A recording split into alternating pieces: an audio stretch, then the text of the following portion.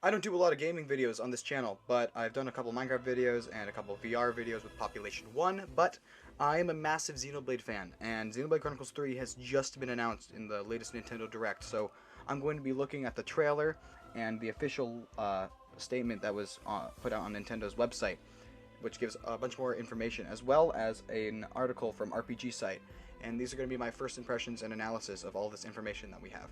So, right off the bat, let's get started with the introduction to Xenoblade Chronicles 3 from Executive Director Tetsuya Takahashi. So this is a pretty basic introduction to the world. So it's goes over what they talked about at the end of the trailer as well, saying that this is going to be a mixture of Xenoblade Chronicles 2 worlds and the world of Xenoblade Chronicles 1.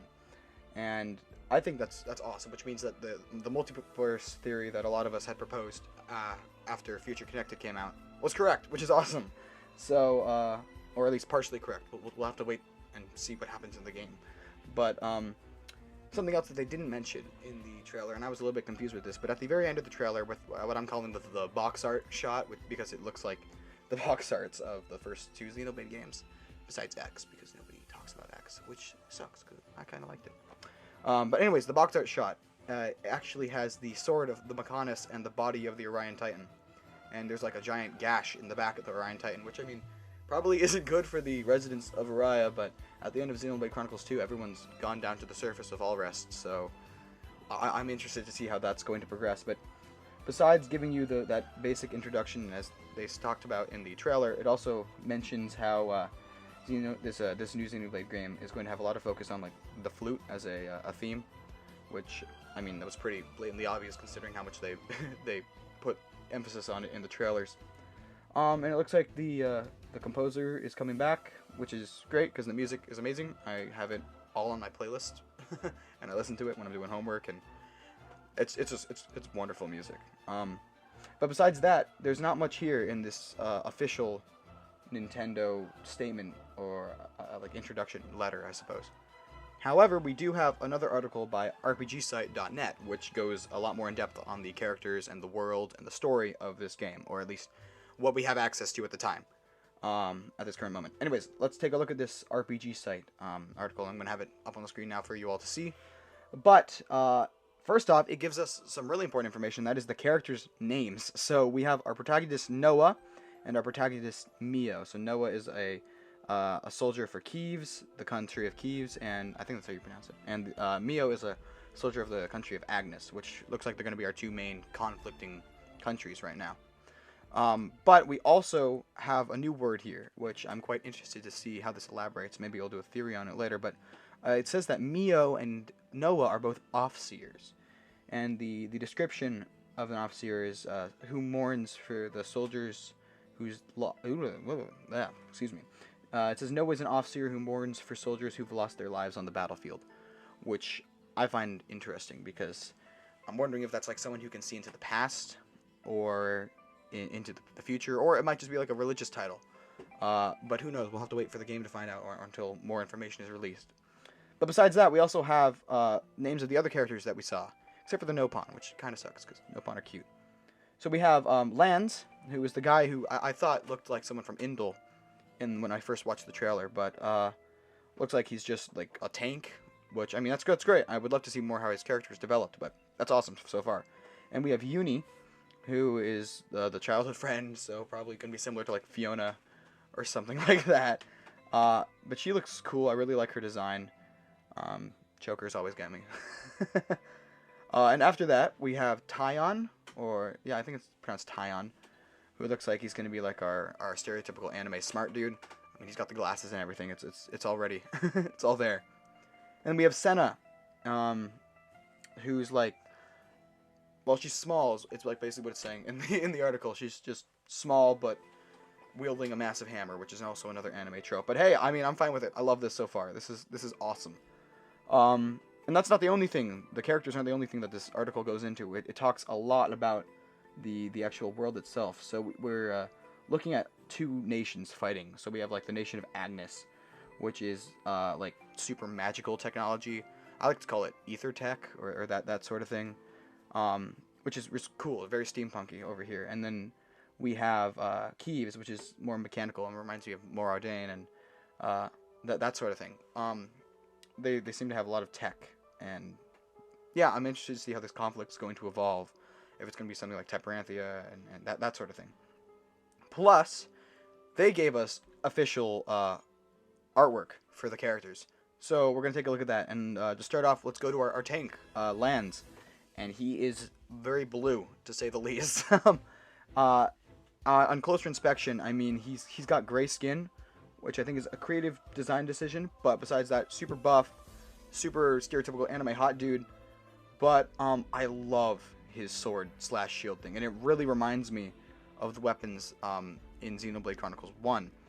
Oh god, I forgot the name of the weapon, but here, I'll put the name on screen. But anyways, it really reminds me of that, and I think his design is awesome. He's got the camo pants and everything, and yeah, I'm interested to know if he's a new race or something similar to that. But besides that, I like his design, and there's our official artwork. It's all here now. So we're gonna move on to Taion. And Taion is looking cool. He's got, it looks like orange is his main color, which we could kind of see a little bit hinted at in the trailer. But in the trailer, we see him like shoot these origami birds, is the best way I can describe it. But we have a closer look at one of these birds in the official artwork now. And it does look like it's origami, but I'm interested to see how the magic system is going to work in this game. Because, of course, we have our blades in Xenoblade Chronicles 1, and we have the Monado arts in Xenoblade Chronicles, excuse me, flip those. Xenoblade Chronicles 2 is the blades, and Xenoblade Chronicles 1 is the Monado arts, and all that. So I'm wondering how this magic system is going to work. But besides that, his design kind of has an X feel to it. I mean, a lot of these characters kind of have an X feel to them, mixed with a 2 feel. Mixed, because like that technological cyberpunk, steampunk feel, or I like to call it ether tech, as I stated earlier. But Taion, he's looking fine, and he's got the anime sheen on his glasses from all the the memes. All right, Uni. I love this design, honestly. The High Entia were one of my favorite races of Xenoblade Chronicles 1, and it's great to see them finally return. But her weapon, it's like a staff gun mix, and I mean, I love gun swords. I mean, who doesn't? It's a gun plus a sword, like two of the coolest weapons. But her design is amazing. She's got, I already talked about the choker, but something I want to point out is on her chest, we have a little tattoo here. And that tattoo looks very similar to the tattoo that we see on Lanz on his chin.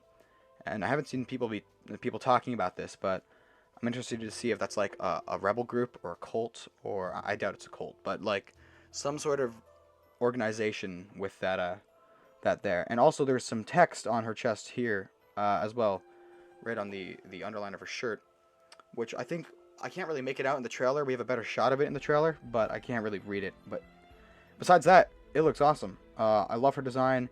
We got really cool cyberpunk technology, or just really cool sci-fi tech, which reminds me of X again.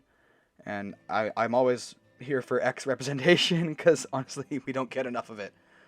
We're going to move on to Senna now. And Senna is what I expected, and that's in the best way possible. Like, honestly, her design is amazing. And she's got the massive hammer, which reminds me a lot of some of the blades in Xenoblade Chronicles 2. But besides that, we also have what looks to be like ether flowing through her. And she's got a core crystal on her chest, which is awesome. And I'm really looking forward to how they elaborate on that. But it's a circular core crystal, which I find very interesting, because as we all know in like Xenoblade Chronicles 1, the core crystals are the diamond shaped and that sort of thing. But hers is a circle, and she's also got the same text, or I think it's the same text on her chest as we saw on Uni. So that's very interesting. But I'm also wondering if this is another race, because if we go back to Uni and we look at her, on her eye, she's got a little like red on her eyelash around her blue eyes. And if we look at Senna, she also has that similar red. And I'm wondering if that's something for a new race, or if it's just a characteristic of maybe people who are related to Blades at some point in time. I don't even know, can Blades get pregnant and have children? If so, that's weird. The Rule 34 artists are going to have a ball with that. Anyways, besides that, her design is intriguing, to say the least. I'm interested to see where her character goes, because the blue lines all across her body really make me think Blade. So yeah, we'll see about that. I'm going to move on to our protagonist now, Noah, and he looks like a mixture of Shulk and Rex. Like, that blade is gonna be really big Pyrrhus sword and like Aegis sword and Monado vibes here, which is cool, and I'm loving it. And finally, we have like, I just love it. It's amazing. Plus, I want to draw attention again to Noah's hand, because we see the same tattoo on his hand again as we saw on, I believe it was Lands and Uni. So I'm wondering, and they were, I think, childhood friends, it said as well. So I'm wondering if that has something to do with their pasts, which it probably does, but we'll see that elaborated on, I'm hoping, in the game, or any more future information we get. Also, we have a lot more technology here, because I remember Xenoblade Chronicles 2, that's very steampunky at the beginning, before we reach, like, Yggdrasil and the World Tree and all that. But there's a lot more tech here at the beginning, which I'm loving, because that ether tech, cyberpunk, steampunk mix, that's my shit. I love that stuff. It's awesome. Alright, we're moving on to our final character, who I think is great. I love cat girls. Never enough cat girls in the world. And this is Mio. And she is very clearly a blade eater or a flesh eater, one or the other. Because we got that core crystal right there, very clearly on her chest, and they drew attention to it in the trailer multiple times, and that's looking awesome right there. So we have a much clearer shot of her outfit and her design. And if you look at her eyes, she does have a little bit of the red markings again, as we saw on the other characters that I pointed out earlier. But something else that I find intriguing is if we look at her ring weapon, there is a purple, like, eye-shaped symbol on her ring weapon, which we also see on Senna's hammer. And on Senna's hammer, we get a better look at it, and it looks kind of like a dragon eating its own tail, or a snake eating its own tail. And that is intriguing to me, because we've seen the sort of circular designs in other places in the trailer, which I'm also going to draw attention to in a few moments when we start looking at the trailer. Now, besides that, I just went and looked back at Lands, and we also have that same text there on his suit, as well as we saw on Uni and on Senna. So, if we could translate that, that would be great, but I highly doubt we can do that at this moment. That's all the character designs and artworks that we got so far, and they look amazing. I'm really looking forward to seeing more of them, or more concept art for this game. It's honestly, it looks amazing. Now, if we go back to the RPG site article, we have a little bit more information. So it talks about the story, and it says that life is going to be a central theme, which is interesting. There's not much more to say on that. That's really all they give us. They just give us the basic, Noah and Mio are on opposite sides of the battle, yada yada yada. We'll have to see how this will unfold. Which, come on, Nintendo, September! I'm so looking forward to this. Alright, let's go take a look at the trailer now. Okay, I'm going to be playing this at a quarter of the speed, or 3/4 of the speed. So here we have the flute they talked about earlier in the introduction to the Xenoblade Chronicles 3 letter. And living to fight. And a voiceover by our main guy, Noah, here. That's the way of our world. Alright, so we're getting our introduction to the conflict between the two countries of Kiev and Agnes, which is interesting because, well, we have Ionis here, which really does look like very similar to Xenoblade 1, which I'm assuming that's what they're going for. And we get a cut into our shot with Noah and Mio fighting, which is interesting because they're supposed to be our two protagonists, but they're fighting right now. So I'm interested to see if we're going to be watching this from two different sides of the conflict. One storyline following Noah, and then we'll switch to Mio, or if, I'm assuming they're going to join up at some point. But I want to pay attention to Mio's outfit here, because she's got a bow on the back of this dress here, and Noah's outfit is different again than what we saw in the artwork as well, which makes me think Xenoblade Chronicles 1, where when we change the outfits, it does change the look on the characters, unlike Xenoblade 2 with the, unless you have the DLC, you just get Rex in his main outfit for like the entire time. So we get a good look at the tattoo on Noah's hand right here in the shot when he's holding the sword. And then we also got to take a look at the tattoo on Lance's chin right there. Plus we can see a little bit of the red on his eyes on his eyebrows and eyelashes as well, which I was talking about earlier. And there's the shield technique, and yeah, it looks great. So then we get one of my favorite shots, and here we go. We have this character here, which has not been confirmed to be anyone yet. And I have two theories. When I first saw the trailer, my brain jumped to Van Damme because we got the X right there on his eyes, which is signature for Van Damme. But he's got an eye patch. This guy does.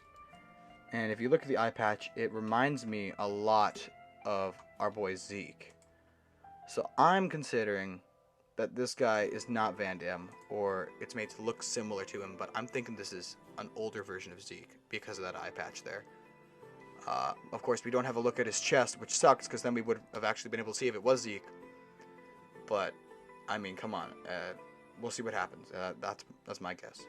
We get to more flute shots, and we see a lot of these characters with the same circular technological object on their waists, which is intriguing, to say the least.